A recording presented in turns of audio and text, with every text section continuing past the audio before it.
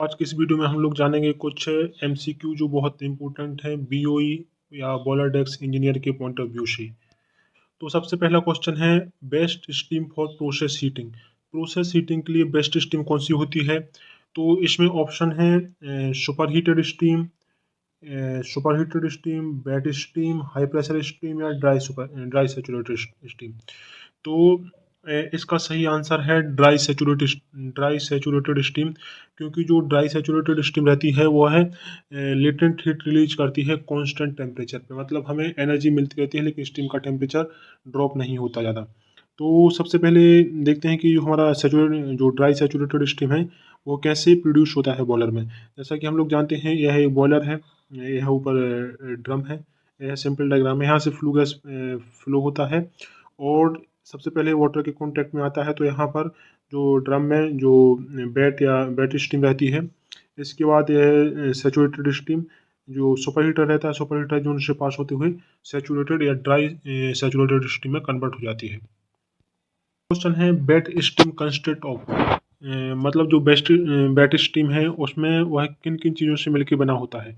तो इसका पहला है ओनली वेपर। क्या है इसमें? वेपर बस होता है, वेपर या वाटर ड्रॉपलेट होता है, सुपर हीटेड वेपर होता है या आइस होता है। तो जैसा कि हम सभी लोग जानते हैं कि जो वेट स्टीम रहता है, वेट मतलब गीला, तो उसमें वेपर रहेगा और वाटर ड्रॉपलेट रहेगा। तो इसमें वेपर और वाटर ड्रॉपलेट दोनों रहता है। जैसे कि यह एक सिंपल सा डायग्राम है, इसमें हम लोग देख सकते हैं कि जो जब स्टीम यहाँ से निकलता है किसी भी जैसे केटली टाइप का ही है, इसमें से अगर यहाँ स्टीम निकलेगा तो यहाँ ड्राई स्टीम रहेगा। लेकिन जैसे ही वो हमारा इन्वायरमेंट के कांटेक्ट में आएगा तो मॉइस्चर जो उसमें रहता है तो वह कंडेंस होने लगेगा, जिससे वह वेट स्टीम में कन्वर्ट हो जाएगा। तीसरा है latent heat of vaporisation eight critical point. जो लेटेंट हीट ऑफ वेपोराइजेशन होता है क्रिटिकल पॉइंट पे, वह कितना होता है? लेटेंट हीट ऑफ वेपोराइजेशन मतलब होता है कि एक सर्टेन स्टेज आने के बाद जो हमारा टेम्परेचर है वह कन्वर्ट नहीं होता, वह टेम्परेचर नहीं बढ़ता, लेकिन जो हमारा फेस चेंज होता है किसी भी जैसे इस केस में वाटर का, तो जो वाटर से स्टीम में फेस चेंज हो जाएगा, लेकिन जो जो टेम्परेचर रहेगा वो कांस्टेंट रहेगा। इसलिए जो लेटेंट हीट ऑफ वेपोराइजेशन है इसमें क्रिटिकल पॉइंट पे जीरो रहता है। तो इसका सही आंसर है C, zero. Liquid and vapour phase merge हो जाते हैं, so latent heat become zero. जो इसमें जो हमारा लिक्विड और वेपर फेज है वह मर्ज जाते हैं, इसलिए इसका लेटेंट हीट जीरो रहता है इस क्रिटिकल पॉइंट पे। नेक्स्ट है हमारा dryness fraction of steam indicate. जो स्टीम का ड्राइनेस फ्रैक्शन रहता है, जैसा कि हमको पता है कि जो ड्राइनेस फ्रैक्शन रहता है वो 0 से 1 के बीच में लाई करता है। 0 रहेगा या 1 रहेगा? 0 रहेगा मतलब लिक्विड फेज में है और 1 रहेगा मतलब वेपर फेज में है। तो यह ड्राइनेस फ्रैक्शन ऑफ स्टीम का हमें क्या बताता है?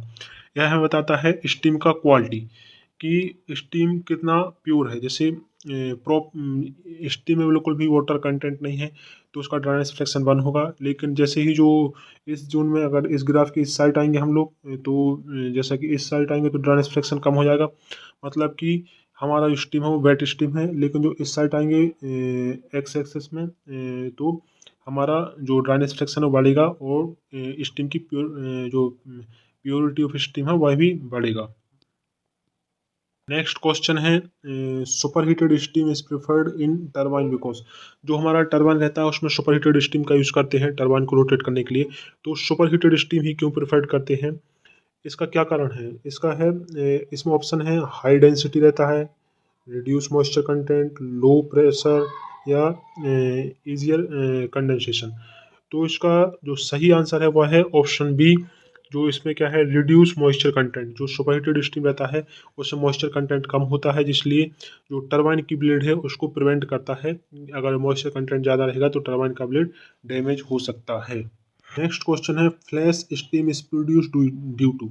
जो फ्लैश स्टीम रहता है, जैसा कि कभी आपने देखा होगा कहीं पर कोई ट्यूब लीकेज हो जाता है, मान लो उसके अंदर वाटर फ्लो हो रहा है, जैसे इकोनोमाइजर है, इकोनोमाइजर के अंदर वाटर फ्लो होता है, लेकिन जब इकोनोमाइजर का ट्यूब पंचर होता है, बहुत ही माइनर पंचर होता है, तो उसमें वह स्टीम के रूप में बाहर निकलता है। क्योंकि उसके अंदर तो वाटर है, लेकिन जब वो बाहर निकलता है तो स्टीम का रूप ले लेता है। इसी को हम लोग फ्लैश स्टीम बोलते हैं। यह है स्टीम प्रोड्यूस होता है due to increase in slide इसका होता है ऑप्शन बी इसका सही है सडन प्रेशर ड्रॉप। जैसे इक्विलाइजर के अंदर हमारा प्रेशर मान लो 80 kg 90 kg है, तो एटमॉस्फेयर में प्रेशर बहुत ही डाउन है, 1 kg के आसपास है। तो जैसे ही वो प्रेशर ड्रॉप होता है तो जो वाटर है वो स्टीम के फॉर्म में कन्वर्ट हो जाता है, इसलिए सडन प्रेशर ड्रॉप के कारण ही हमारा जो फ्लैश स्टीम है प्रोड्यूस होता है। ऑप्शन बी इसका सही आंसर है। Hot condensate experience sudden pressure reduction, तो इसके लिए हमारा जो फ्लैश स्टीम बनता है। नेक्स्ट क्वेश्चन है boiler tube size is specified by. जो बॉयलर का ट्यूब जो बॉयलर रहता है उसका ट्यूब साइज रहता है वह स्पेसिफाइड किसके द्वारा किया जाता है। उसमें मेन चीज़ हम लोग क्या देखते हैं, क्या हम लोग इनसाइड डाया देखते हैं, मीन डाया देखते हैं, आउटसाइड डाया थिकनेस देखते हैं, इनसाइड एंड आउटसाइड डाया देखते हैं। इनमें से आपको क्या सही आंसर लग रहा है कमेंट में बताइए।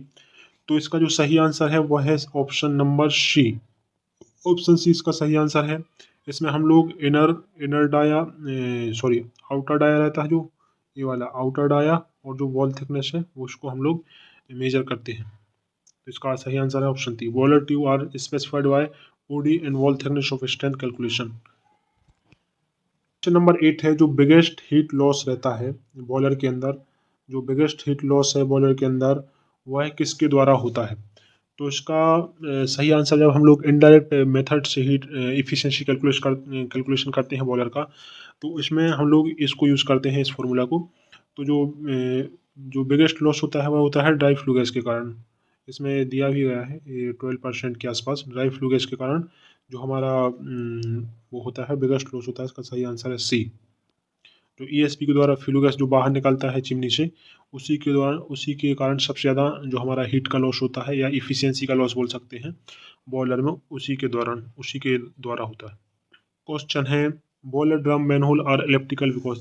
बॉयलर ड्रम होल देखा होगा, जो उसका जो डोर रहता है वो एलिप्टिकल उसमें रहता है शेप में, और जो खुलता है वो अंदर की तरफ खुलता है। तो ऐसा क्यों होता है, इसका सही आंसर क्या है। ऑप्शन है इजी फैब्रिकेशन, एस्थेटिक तो है नहीं, less see easy insulation and high strength. इसका सही आंसर है ऑप्शन सी। यह शेप इसलिए बनाया जाता है क्योंकि यह हाई स्ट्रेंथ प्रोवाइड करता है बॉलर को, और इसको जो ओपन या क्लोज करने में भी आसानी होती है। क्वेश्चन नंबर 10 है जो stuffed water ball are use. जो स्टफ्ड मतलब जो ऐसा इसका साइज है वाटर बॉल का, ऐसा ही क्यों हम लोग यूज़ करते हैं जो वाटर बॉल रहता है। तो इसका सही आंसर क्या है।